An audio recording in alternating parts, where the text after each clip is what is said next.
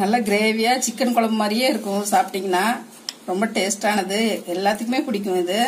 Hello friends, எல்லாம் எப்படி இருக்கீங்க? வெல்கம் டு மிஸ்ஸஸ் சம்பா சமையல். இன்னைக்கு நம்ம செய்ய போறது என்னன்னு பாத்தீங்கன்னா, ஒரு குழம்பு செய்ய போறோம். அது ரொம்ப புரோட்டீன் சத்து நிறைஞ்ச பயிருங்களை வச்சு நம்ம குழம்பு செய்ய போறோம். நம்ம ராஜ்மா, சன்னா, தால் எல்லாம் வச்சு எல்லா வகை பயிரும் கலந்து ஒரு குழம்பு வைக்க போறோம். அது சப்பாத்தி, சாப்பாடு எல்லாத்துக்குமே மேட்ச் ஆகும். ரொம்ப டேஸ்டா இருக்கும். அது எப்படி செய்யலாம்னு பார்க்கலாம். அதுக்கு தேவையான பொருள் என்னன்னு பார்க்கலாம். வாங்க வீடியோக்குள்ள போலாம். சிகப்பு பீன்ஸ் ராஜ்மான்னு சொல்லுவாங்க. இது ரொம்ப சத்தானது. இது ஊற வச்சு குழம்பு வச்சு குழந்தைங்களுக்கு கொடுத்து பாருங்க, ரொம்ப சத்தானது. அது ஊற வச்சிருக்கோம், நைட்டு எல்லாம் ஊற வச்சிட்டோம். இதை காராமணி எடுத்திருக்கோம், 1/2 டம்ளர் எடுத்து ஊற வச்சிருக்கோம். துவரம்பருப்பு 1/2 டம்ளர் ஊற வச்சிருக்கோம். கடலைப்பருப்பு 1/2 டம்ளர் ஊற வச்சிருக்கோம். பாசி பயிறு 1/2 டம்ளர் எல்லாம் நைட்டே ஊற வச்சு எடுத்து வச்சிட்டேன் காலையில குழம்பு வைக்க. தக்காளி 3 அரைச்சி எடுத்து வச்சிருக்கோம். ஒரு பெரிய வெங்காயம் பொடியா கட் பண்ணி வச்சிருக்கோம். இந்த பயிர் எல்லாமே குக்கர்ல போட்டு உப்பு போட்டு மஞ்சத்தூள் எண்ணெயெல்லாம் ஊற்றி ஒரு 5 சவுண்ட் விட்டு எடுத்துடலாம். அடுப்பத்தை வச்சிடலாம். ஒன்றா போட்டுடலாம்.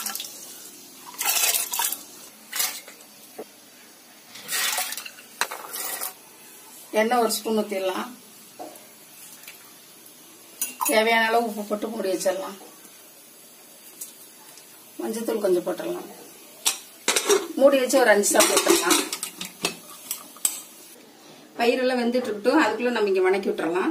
அடுப்பத்தை வச்சிடலாம். வெண்ணெய் 1 ஸ்பூன் போட்டுடலாம். இந்த குழம்புக்கு வெண்ணெய் போட்டா ரொம்ப நல்லா இருக்கும்.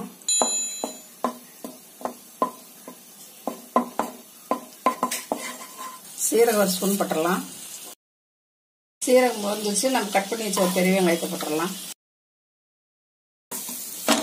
வெங்காயம் வதங்கிச்சு, நம்ம மசாலா பொடியெல்லாம் போட்டுடலாம்.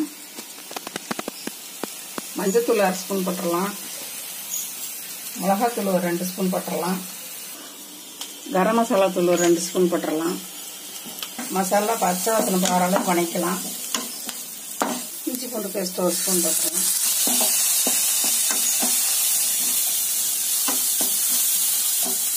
அரைச்சி வச்ச தக்காளி போட்டுடலாம்.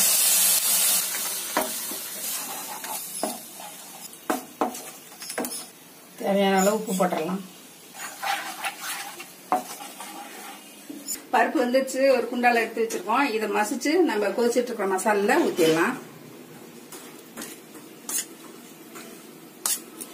முழுசும் நசுக்க வேண்டாம், 1/2 அப்படி அமுத்தி விட்டீங்கன்னாவே போதும்.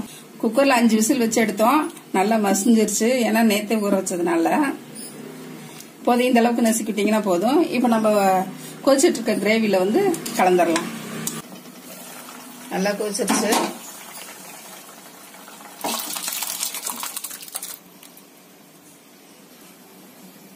இது கலக்கி விட்டு உப்பு பத்தலைன்னா பார்த்து கொஞ்சம் போட்டு கொஞ்ச நேரம் கொதிக்க விட்டுறலாம், ஒரு 5 நிமிஷம். இது சப்பாத்திக்கு, சாப்பாட்டுக்கு, பூரிக்கு எல்லாத்துக்குமே ரொம்ப சூப்பரா இருக்கும். லைட்டா பத்தல போட்டுக்கலாம். இப்போ மூடி வச்சிடலாம். ஒரு 5 நிமிஷம் கொதிச்சா போதும், எல்லாமே வெந்ததுதான். குழம்பு நல்லா பச்சை வாசமாயி கொதிச்சிருச்சு. திறந்து பத்தரலாம். கடைசியா நம்ம வந்து கஸ்தூரி மேத்தி போடலாம். இது குழம்புக்கு ரொம்ப டேஸ்டா இருக்கு. இந்த குழம்புக்கு இல்லாட்டினா கொத்தமல்லி தழை போட்டுக்கோங்க. இப்படி கசக்கி விட்டு போட்டுருங்க, நல்ல வாசம் சூப்பரா இருக்கும்.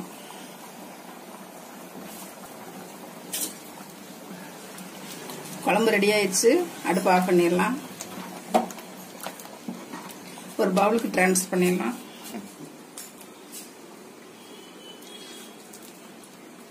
ரொம்ப சத்தான குழம்பு உங்களுக்கு செஞ்சு காமிச்சிருக்கேன். டேஸ்டும் ரொம்ப நல்லா இருக்கும்.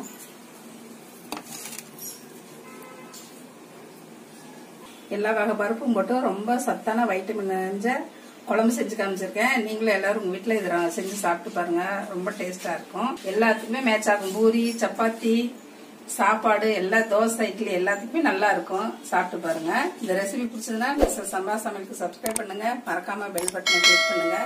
தேங்க்யூ.